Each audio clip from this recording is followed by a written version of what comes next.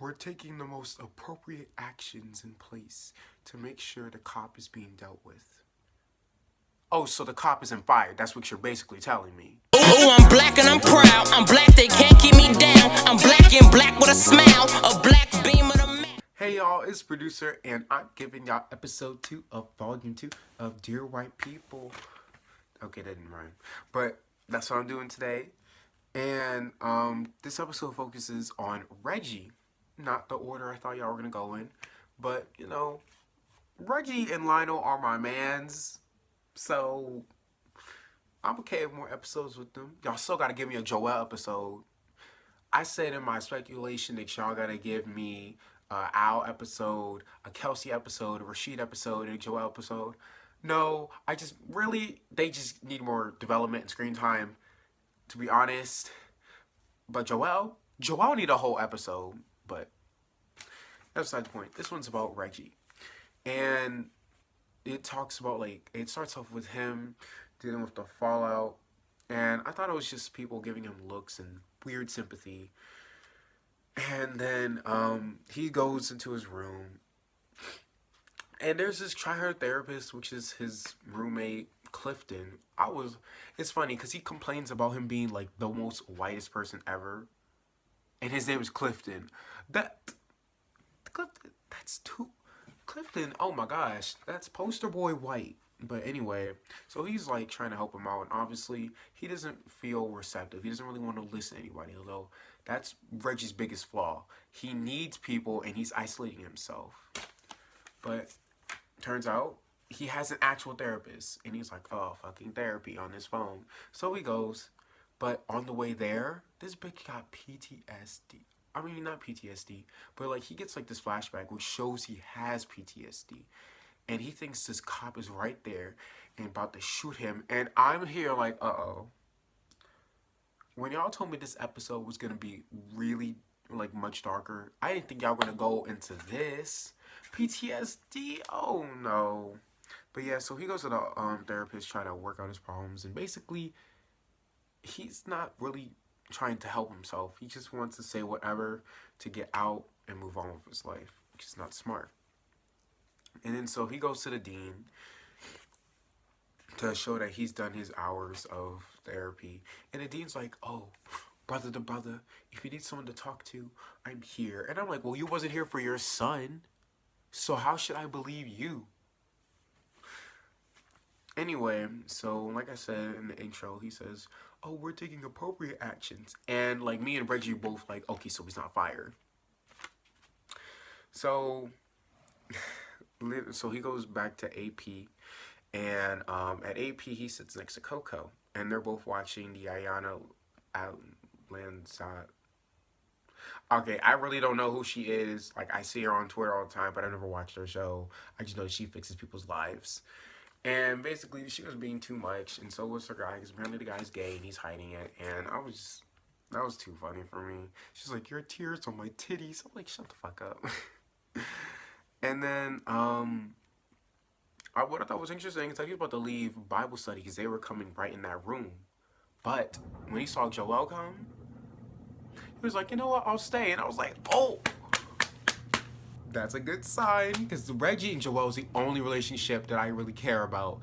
The only one. Y'all can say pressed about it, but it's the only one that makes sense to me, despite them not even having relationship time together. So y'all probably like, I'm delusional or whatever.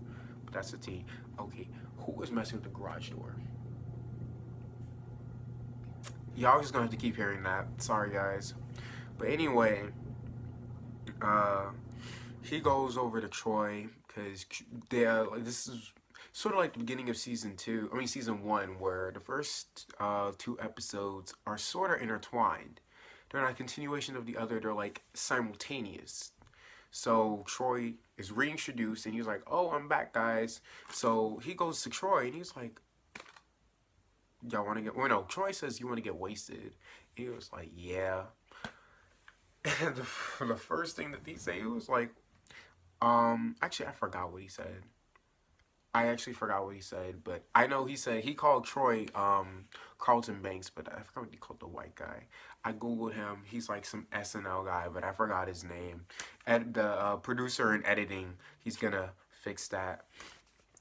But yeah, they had like some funny moments there. Like for example, Reggie was like, to be conscious in a Negro means to be in a constant state of rage, you know, quoting James Baldwin. But he said that's a famous Baldwin quote.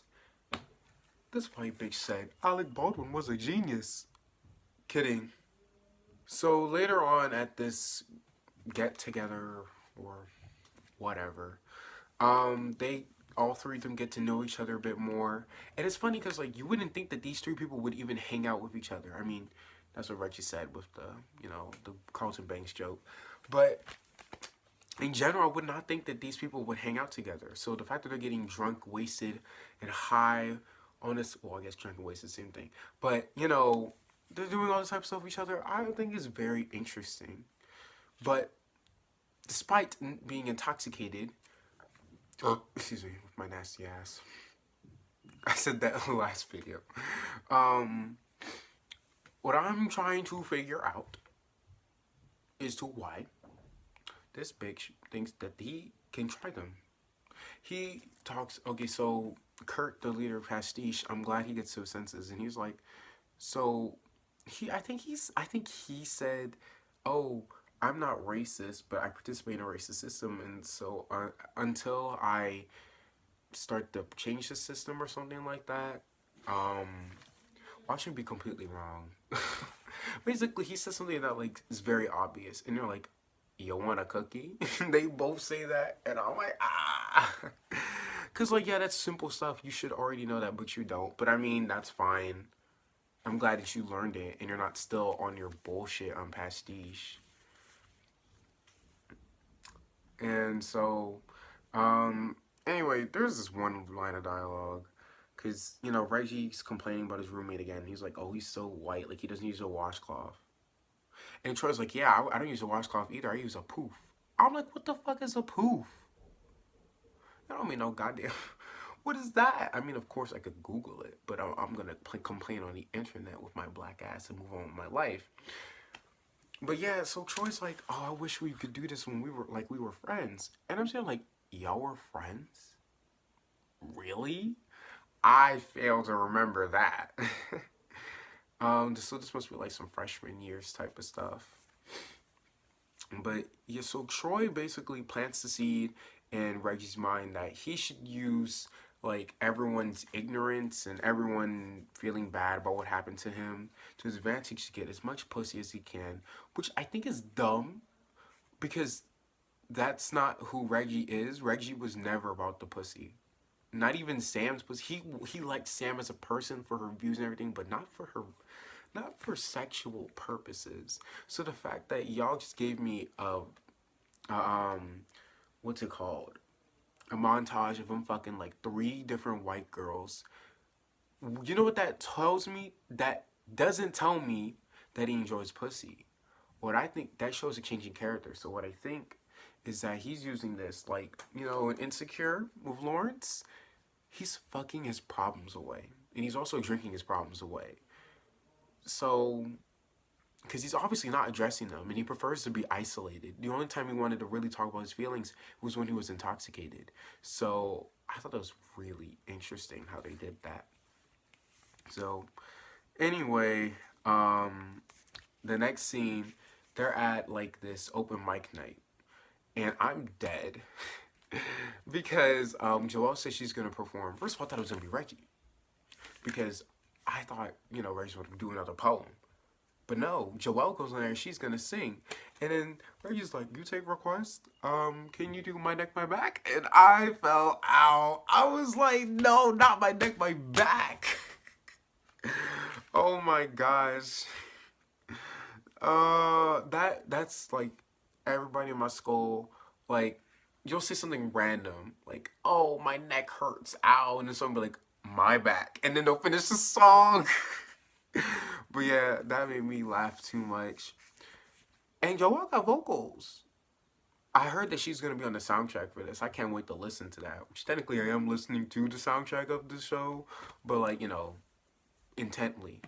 Cause as you find out by my intro and outro, I definitely like the song from last year, and I definitely like Bougie Party and Uno.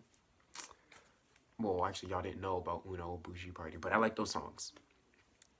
And so when she gets off stage, Reggie, he congratulates her, but Reggie gives her a stink eye. Reggie's like, "What's that about?" And that's because Reggie was talking to some girl while she was singing Tyrone. You. And this was right after he made a joke about like, "Oh, we're just, you know, we just hang out a lot." In reference to Lionel's comment with Sylvia, which again, I don't think they should be a couple. But anyway, he talks to the dean. And the dean actually has some real shit to say about like how he needs to deal with his problems and being a black person in this very, very white space. And I was like, okay. And there's something I really respect the dean for. Even though he could not get the officer fired, which almost gets Reggie in a fit of rage, he's about to do something stupid. He really calms Reggie down. He's like, you need to act smart. Do you want a moment to define your entire life? And I was like, God damn, you a... Well, actually, I won't even say a bitch. She's not even a bitch this season. Oh, I say that. I only watched in 2 episodes. But he's not even that annoying. So, the dean tells him he needs to find a way to get it out. And he does. By talking to, what's his face? Gabe's thing about race.